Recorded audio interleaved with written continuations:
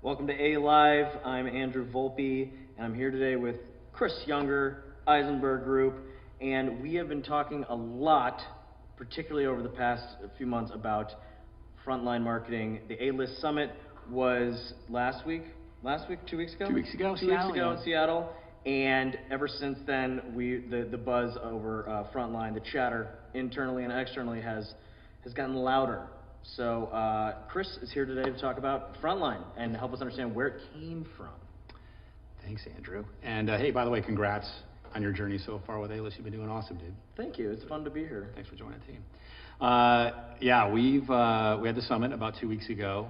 Stu Pope actually came up and talked about Frontline, some of the positioning. AList Daily's been talking about Frontline and its positioning. So we actually have a video of Stu. Right. Let's hit that real quick, and then we'll come back around in terms of maybe backing out and helping people kind of deal with some of the questions they've been asked about Frontline, what it is, because it's pretty exciting. So Stu Pope's going to give us a rundown of Frontline right now.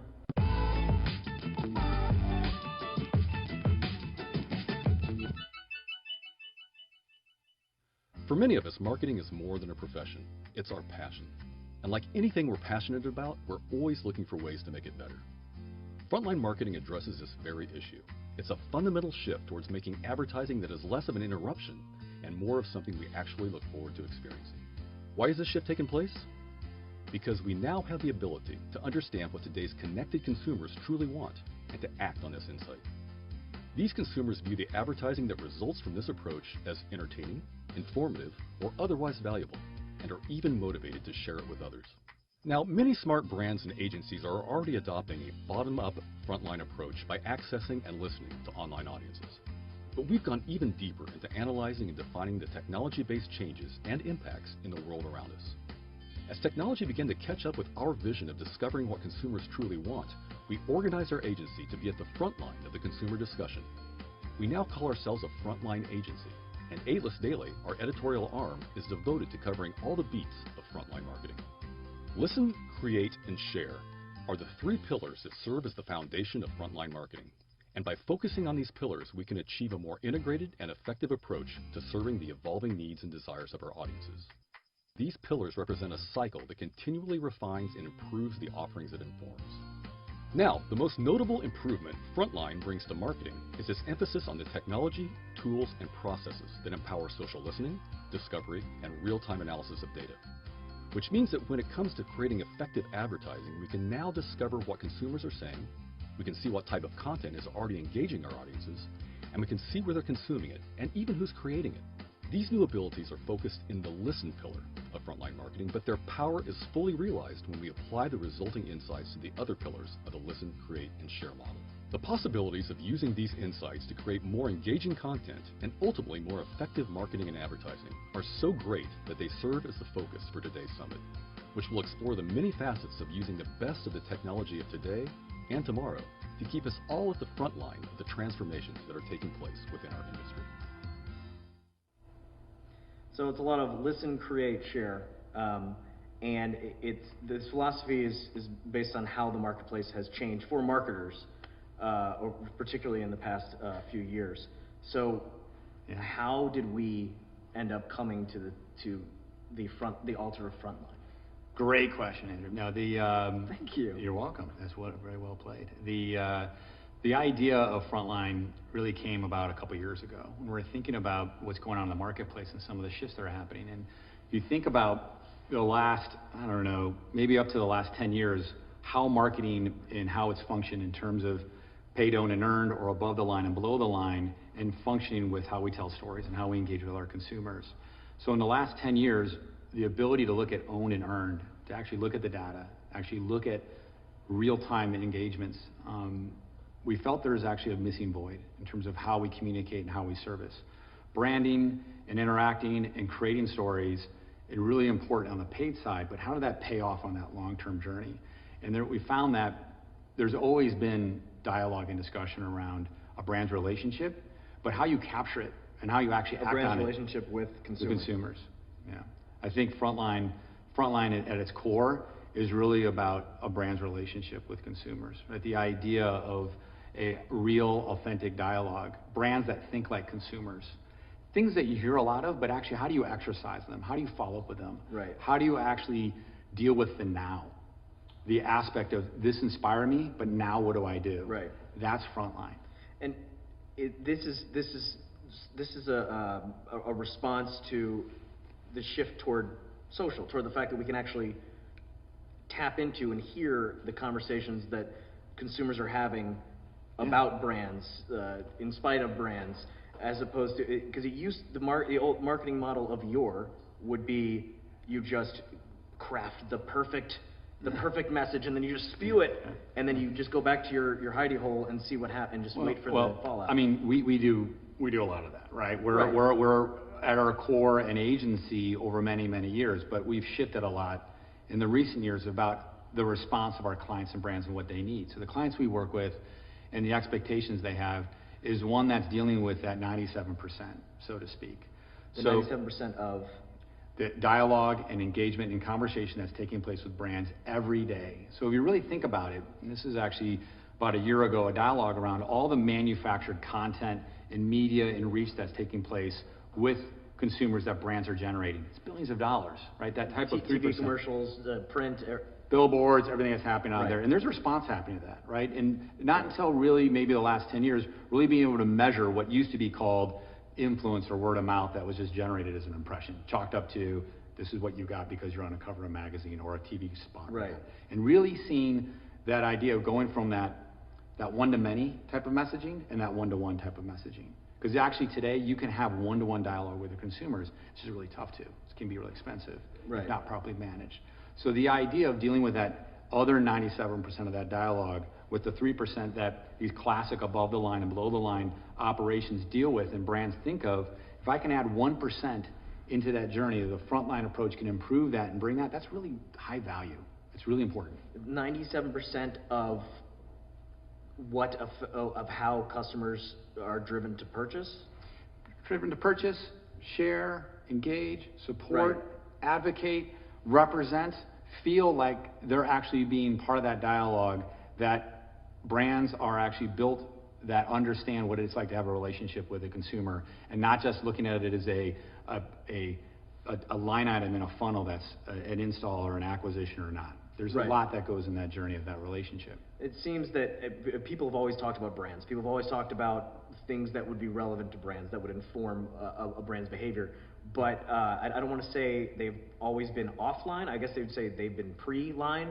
But now with social, with the internet, they're all online, which means suddenly brands, everyone theoretically has access to that chatter. That not only that, they can be part of that conversation. So it turns we fired off our fireworks, and then we'll see what how people reviewed it tomorrow. They actually can be participating in the conversation, right? All right. So Stu talked about, and we've been talking about for many years about listen, create, and share. I've been to recent conferences where that same type of reflection has been discussed, right? So listen or data, create or the creativity, or share or have the courage to actually get it out there and do it again every day. And it's a big deal. So the idea of looking at data to determine when I'm putting these spikes and where I'm driving actually is a fundamental shift in thinking about how you work as a frontline marketer. So classically, big campaign launches that drive engagement after launch usually fall off tremendously. Or if I were to actually create different mini engagements, grassroots or fires, and determine what to fuel and fund it with paid, based on the conversations of my community and my relationships, there could be a lot of effective nature there. So each brand's different. I think the strategy by which we deploy is different, but the idea of data and listening to act on the creativity is really important. It's a big deal. Why is it do you think that traditionally brands would basically build up to a giant crescendo, to a giant climax at launch, and then show's over to a large extent? Why is it just a matter of just get as much ammunition in one punch? I mean, there's a lot of reasons. I mean, some of them have to do with the fact that they have obligations in those first 30, 60 days. Retail classically has driven a lot of that, but today, a lot of purchase, a lot of commerce is more of a connected experience. Another way I think of it is data is always been there. Big data has been talked about a lot.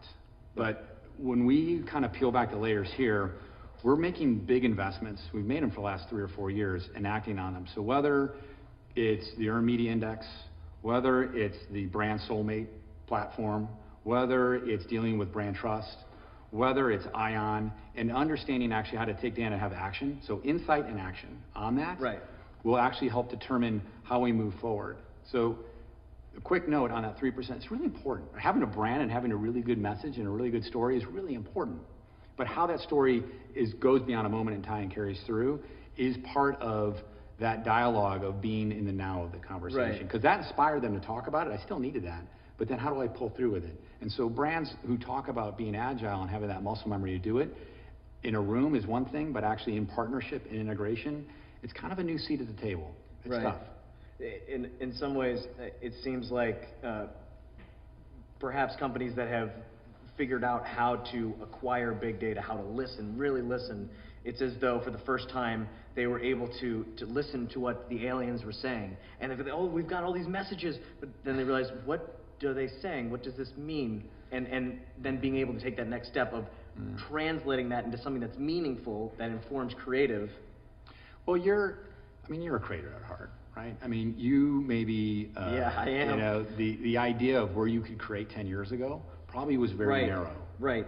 And today, you're not hindered anymore by where you can create. It's actually, you're hindered by what am I going to create next? Right. So the idea of how you express and how you share your passion and journey is a little bit different than locked into a 30-second spot. That's still a valuable asset. It's still a critical playbook, play in a lot of playbooks for brands. The 3%. The 3% notion. Right. But again, in the overall idea, we still do a lot of that work, right? We're very holistic in a stack, but how we move that stack from here to here in that journey with the clients, it's a very fluid, a very partnered approach. It's not an individual. The brands we deal with, there's partners at the table, and where we're sitting at in that frontline approach, then that above and below approach is what's needed, in our opinion, how you go about building your brands for the future. Right. I don't want it to get lost, the idea that paid is actually very important, but to me, I think it's the beginning of the conversation. It's the beginning of the conversation, and learning how to actually have the rest of the conversation is what Frontline is about, being able to participate on an ongoing basis. Yeah, there was a study, part of when we were going down this journey as well, I think it was something like 87% of CMOs all say social's top of mind. But something like 87 or 83% of campaigns post-launch, social died out or was cut off the same time all the other media was cut off. So treating social just like it's part of a media stack. And you'd like to assume that the consumers did not stop talking, the brand just stopped, just left the room. Matter of fact, all that hard work to create that energy and excitement is the start, not the end of that journey. Right? So there's a lot of ending way too early and how to carry through it. And matter of fact, probably at the fraction of the investment for a few of those TV placements could really power that through. Right. So it's a strategy of, we talk about social forward, or you hear a lot about social first or mobile first, and a lot of positioning of a lot of companies out there. But how do you really understand how those mechanics work? Those are unique. That's a unique orchestrated group. And so what we try to do is sit there and look at the idea of how to listen as a group and how to act on that journey, so that we actually can do real measurement and real insight and actually inspire real creativity that's more resonating with the audience inspired by this. So that platform is a starting point, and how we drive through it is the journey. It's always on. I like what you say about the thought experiment of inverting the paid media down to social pyramid. Thinking, social first, I think my sort of spin on articulating that, for me to understand it better, is understanding paid media and other media in relation to social, not figuring out social in relation to the media you've already paid for. You make a good point. It's funny how when we do, classic planning, top of the funnel, big media units, big expenditures, moving down that pipeline, and at the end is that social deliverable. It's usually even at the end of most media plans. And here's our strategy for amplification on Facebook, or here are we're going to drive through within influencers. Which is the opposite of what a human being's experience as a consumer is. Yeah, what's the touch point of the brand? So if I back out, most of brands today have really powerful members of their community and really powerful people that have raised their hand and say, I'm passionate about this brand or product. But yet, to start there with conversation and engaging on campaigns and building out from there to go to the mass doesn't happen as often as you think it would. You start with a lot of mass awareness, and then there's kind of like, oh, and then let's make sure that we include them too later. Right. And so the idea of that journey of looking at that. They could be brand ad, they could be proselytizing on behalf of your brand. It'd be huge, right? So classic, there's an idea of a focus group and there's an idea of a listening group, right? Those that are really actually ongoing and talking out there every day about a certain product service that you have or offering. So it's a really big deal. So much that Forbes just gave an article yesterday it was shared around our agency on the amount of buying spree that's going on with companies like Deloitte and IBM. Right. Big data stacks, some of the biggest, closest relationships with CIOs and CTOs.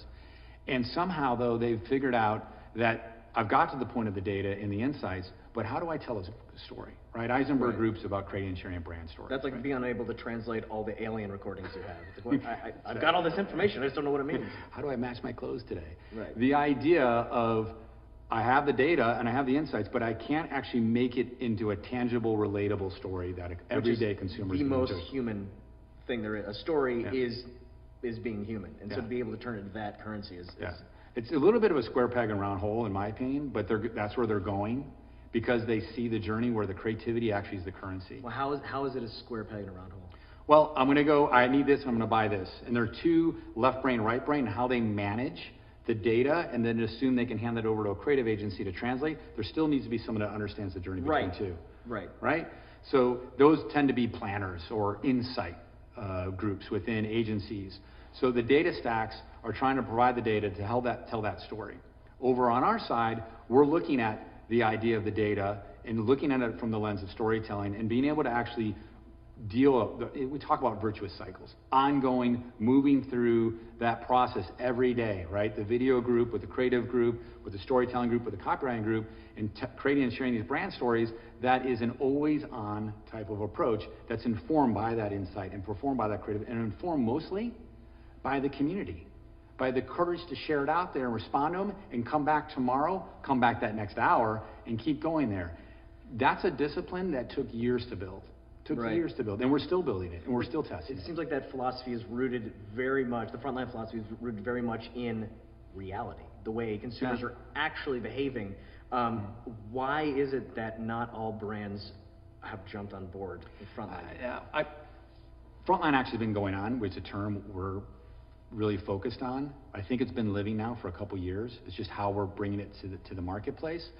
AT&T talked recently about they have so much content out there, they just don't know which one's working. So they have a distribution challenge, how to make effective content. Right. Or you've got Pepsi talking about, I want agencies to think different about my business, right? It's not just about an RFP, it's about a relationship. Or you have Procter & Gamble saying, these agencies, I want them invisible, right? I want a partnership at the table that's working together, not just this hub and spoke where, not my problem, or it's this person's problem, someone has to solve it. So being partners, when whether or not we're handling the relationship from a data or a creative or a distribution and working with other good partners, that's just the reality of today. Right. Because brands are removing, reshaping, rechanging how their teams operate, and those operations are no longer a black box.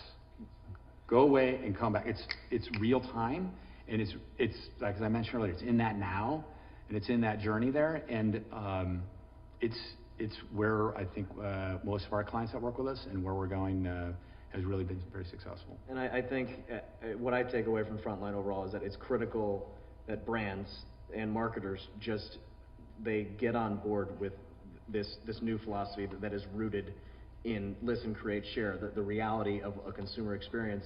And because there's a lot of there's a 97% of untapped market out there, world that it's for the taking, Chris. Yeah, it's some final note on that is, this discussion here, this is the start of a discussion, right? We're going to be talking about this for a long time, at least for the rest of the year. So good luck with that. But the A-list and what we're talking about and the people we're engaging with, we need to work this through, right? And mill this out and be challenged and have it open. But we have the courage to try to go out there and share this and figure this out and work together. So there are some indexes and some of the papers I talked about on the A-list side. and areas that are there, but we want to get better. So, and we have to. So this is part of that exercise. Let's get back to failing more. Yes! Fail again, fail better. Chris, it is always a delight and a treat to see your face and talk to you. Later, dude. Thanks so much, guys. I think we Thanks for ended with watching a fist A-Live. bump, a no-no. What's that? What's a no-no? I don't think we're supposed to end on fist bumps. Oh, no, you're supposed to start on a fist bump. So we're going to go start a new thing right now. Dude. Thanks for watching A-Live. Thanks, guys.